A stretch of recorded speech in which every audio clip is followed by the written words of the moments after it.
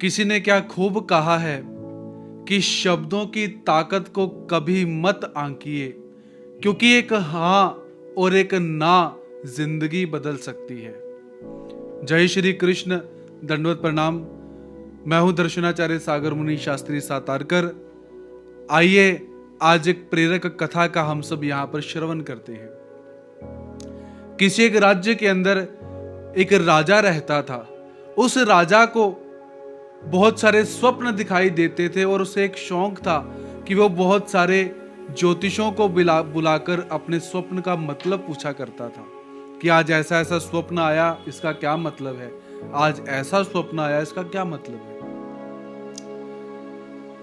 एक दिन क्या हुआ, रात को सोते हुए राजा को एक स्वप्न दिखाई दिया, जिस स्वप्न के अंदर वो राजा क्या देखता है कि मेरे सारे के सारे दांत टूट चुके हैं, केवल एक दांत शेष रह चुका हुआ है, बाकी सारे के सारे दांत टूट चुके हैं। सुबह हुई, राज दरबार भरा।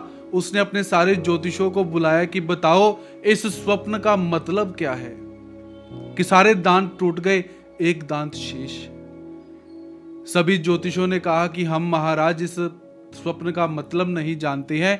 दूसरे एक राज्य के अंदर बहुत बड़े ज्योतिष रहते हैं जो इस स्वप्न का अच्छी तरह से मतलब बता सकते हैं।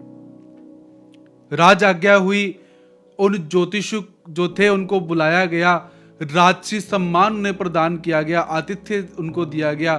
फिर राजा उस आए हुए ज्योतिष से प्रश्न करता है कि महाराज, मुझे रात को स्वप्न दिखाई दिया, जिस स्वप्न के अंदर मेरे सारे दांत टूट गए, केवल एक दांत शेष रहा, इसका मतलब क्या है। आए हुए ज्योतिष ने सीधा ही कह डाला कि राजन, आपके परिवार के सारे लोग मर जाएंगे, केवल आप ही जिंदा रहोगे। यह सुनकर राजा आग बबूला हो जाता है। राजा को क्रोध आया। राजा ने आदेश दिया कि इनको कारागृह में डाल दिया जाए। लेकिन प्रश्न अभी भी वहीं का वहीं था। राजा जानना चाहता था कि इस स्वप्न का मतलब क्या है। उसी समय वहां पर एक साधारण सा दिखने वाला व्यक्ति आया।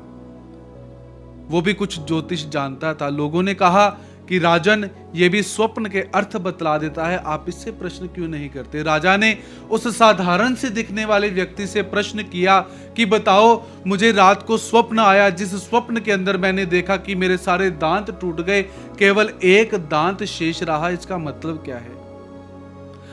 उस साधारण से दिखने वाले व्यक्ति ने कहा, महाराज, बहुत अच्छा स्वप्न आपने देखा है। यह स्वप्न आपके लिए भी बहुत अच्छा है, हम प्रजाजनों के लिए भी बहुत अच्छा है। आपकी आयु बहुत लंबी आयु है, आप बहुत देर तक इस राज्य का शासन करेंगे। आपकी परिवार में से सबसे बड़ी आयु वाले व्यक्ति आप हो जाएंगे, तो आपको हमारा सहवास, हमको आपका सहवास मिलेगा। यह हमारे लिए अच्छी बात नहीं तो और क्या है। राजा उस साधारण से दिखने वाले लड़के की बात को देखकर प्रसन्न हो गया, क्योंकि उस व्यक्ति ने कहा था कि आपकी आयु आपके परिवार में से सबसे ज्यादा होगी, आप दीर्घायु हो जाओगे। राजा ने मंत्री को आदेश दिया कि लाओ, इस साधारण से दिखने वाले लड़के को उपहार दो। उपहार की थैली लाई गई, सोने के सिक्के डालकर उसको दिए गए। जब वो साधारण से दिखने वाला व्यक्ति जाने लगा तो जेल के आगे से निकलता है जहां पर ज्योतिष को रखा हुआ था। तो उन ज्योतिष जो थे उन्होंने कहा, भैया अरे लड़के, तुमने राजा को ऐसा क्या कह दिया, तुम्हें पुरस्कार मिला और मुझे जेल मिली। मैंने भी तो वही बात कही जो तुमने कहा। उस लड़के ने कहा, नहीं महाराज, बात तो एक ही थी, लेकिन कहने का ढंग अलग था।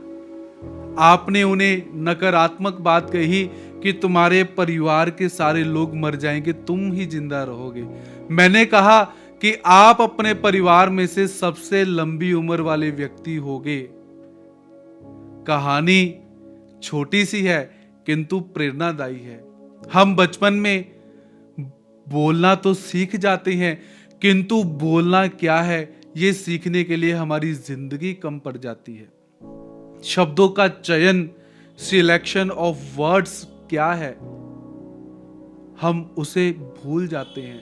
हमें पता नहीं रहता बोलना क्या है, और इन शब्दों के चयन के कारण हमारे बहुत सारे रिश्ते समाप्त हो जाते हैं और हम ये बाद में सोचते हैं कि शायद मैंने ये बात ना कही होती तो मेरा रिश्ता आज भी चल रहा होता है। याद रखिए, शब्दों के भी पांव होते हैं और शब्द भी चलकर जाते हैं।